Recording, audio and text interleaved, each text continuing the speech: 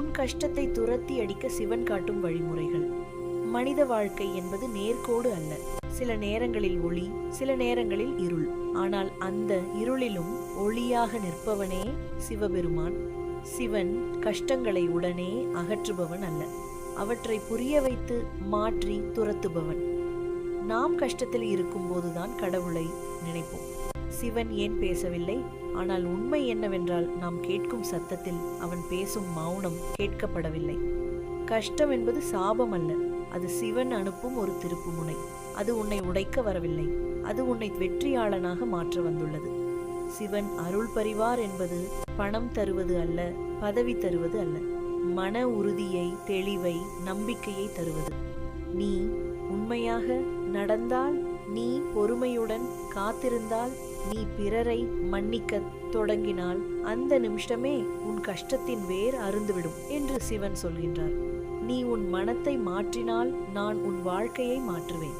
அதனால் நினைவில் கொள், உன் கஷ்டத்தை துரத்தடிக்க சிவன் அருள் எப்போதும் அருகில்தான் இருக்கிறார் என்று நினைவில் கொள். சிவன் எவ்வாறு கஷ்டத்தை துரத்தி அடிப்பார் என்பதை ஒரு கதை சுருக்கமாக பார்ப்போம் வாருங்கள். ஒரு கிராமத்தில் மாதவன் என்ற இளைஞன் இருந்தான். இந்த கதையில் இருக்கும் மாதவன் என்றால் அது நாம் தான் என்று நினைத்துக் கொள்ள வேண்டும். இப்போது கதையை பார்ப்போம் வாருங்கள். எவ்வளவு உழைத்தாலும் அவனுக்கு வாழ்க்கை சரியாக அமையவில்லை.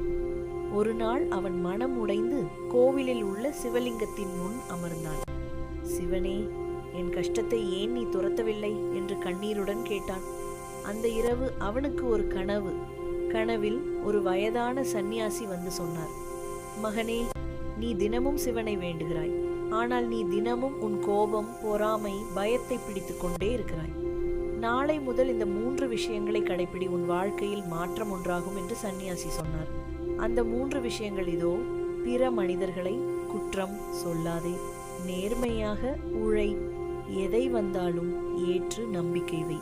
மாதவன் அடுத்த நாளிலிருந்து அந்த வார்த்தைகளை வாழ்க்கையில் நடைமுறைப்படுத்தினான். நாள்கள் கடந்தன. கஷ்டம் முழுமையாக போகவில்லை. ஆனால் மாதவனின் மனம் மாறியது. அவனின் அமைதியை பார்த்து ஒரு நல்ல வேலை வாய்ப்பு அவனை தேடி வந்தது. ஒரு நாள் அவன் மீண்டும் கோவிலுக்கு வந்தான். இப்போது சிவனை பார்த்து கண்ணீருடன் புன்னகைத்தான்.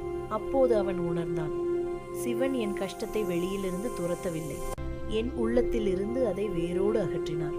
கஷ்டம் நீங்கும் நாள் சிவன் வெளியில் தோன்றும் நாள் அல்ல, உன் உள்ளத்தில் நம்பிக்கை பிறக்கும் நாள். அன்று முதல் கஷ்டம் உன்னை துரத்தாது, நீ கஷ்டத்தை துரத்துவாய். ஓம் நமச்சிவாய. சிவன் அருள் எப்போதும் உங்களுடன் இருக்கட்டும். சிவன் எப்படி அருள் புரிவார் என்பதை பார்ப்போம் வாருங்கள். முதல் நாள் சிவன் அருள். மௌனத்தில் கிடைத்த விடை. ஒரு மனிதன் தினமும் சிவனிடம் என் கஷ்டம் தீர வேண்டும் என்று அழுதான். ஆனால் எந்த பதிலும் கிடைக்கவில்லை. ஒரு நாள் அவன் பேசாமல் சிவலிங்கத்தின் முன் அமைதியாக அமர்ந்தான். அந்த மௌனத்தில் அவன் மனம் தானாகவே தெளிந்தது. கஷ்டம் அங்கேயே இருந்தது, ஆனால் பயம் போய்விட்டது. அவன் கற்றுக்கொண்ட பாடம்: சிவன் பேசாத போது அவன் மௌனம் வழியாக உன்னை வலிமையாக்குகிறான். 2ஆம் நாள் சிவன் அருள். இழப்பில் மறைந்த அருள். ஒரு பெண் தன் வாழ்வில் பல இழப்புகளை சந்தித்தாள். எல்லாவற்றையும் இழந்து விட்டேன் என்று நினைத்தாள். ஒரு நாள் கோவிலில் ஒரு முதியவர் சொன்னார், நீ தேவையில்லாதவற்றை இழந்தாய், அதனால் தான் தேவையானது வர இடம் கிடைத்தது. காலம் கடந்தது. அவள் வாழ்க்கை புதிதாய் மலர்ந்தது. பாடம்: சில இழப்புகள் சிவன் தரும் இடமாற்றம். 3ஆம் நாள் சிவன் அருள். பொறுமையின் பரிசு. ஒரு விவசாயி மழைக்காக தினமும் சிவனை வேண்டினான். ஆனால் மழை வரவில்லை. அவன் விதைத்ததை கைவிடவில்லை, பொறுமையுடன் உழைத்தான்.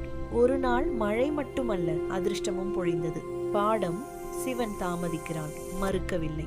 4ஆம் நாள் சிவன் அருள். மன்னிப்பில் விடுதலை.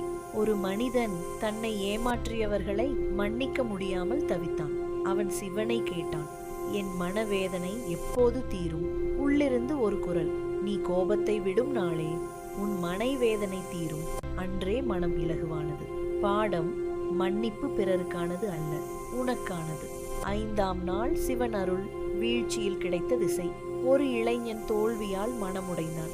சிவன் சொல்வது போல் அவன் நினைத்தான், நான் ஏன் விழுந்தேன்? அப்போதுதான் தவறான பாதையில் சென்றதை உணர்ந்தான். வீழ்ச்சி அவனுக்கு திசை காட்டியது. பாடம்: சில தோல்விகள் உன்னை காப்பாற்றவே வருகிறது. 6ஆம் நாள் சிவன் அருள். நம்பிக்கை எனும் தீபம். ஒரு பெண் எல்லாம் முடிந்து விட்டது என்று நினைத்தாள். ஆனால் தினமும் ஒரு தீபம் ஏற்றி சிவனை நினைத்தாள். வெளியில் மாற்றமில்லை, ஆனால் உள்ளே நம்பிக்கை வளர்ந்தது. அந்த நம்பிக்கையே அவளை மீட்டது. பாடம்: நம்பிக்கை இருக்கும் இடத்தில் சிவன் செயல்பட ஆரம்பிக்கிறான். 7ஆம் நாள் சிவன் அருள்.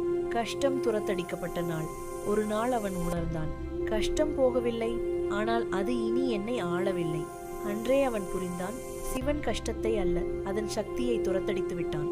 பாடம்: உன் மனம் வலிமையான நாளே கஷ்டம் தோற்கிறது.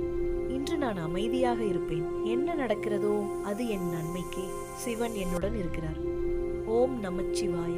இன்றைய கதை: உன் உள்ளத்தில் ஒளி ஏற்றட்டும். இந்த கதைகள் மூலம் நாம் புரிந்து கொள்வது என்னவென்றால், வாழ்க்கையில் கஷ்டம் என்பது நிரந்தரம் இல்லை. கஷ்டம் என்பது நம் வாழ்க்கையில் வெற்றியடைய இறைவன் நமக்கு காட்டும் மிகப்பெரிய வழியே. ஓம் நமச்சிவாய. போற்றி போற்றி.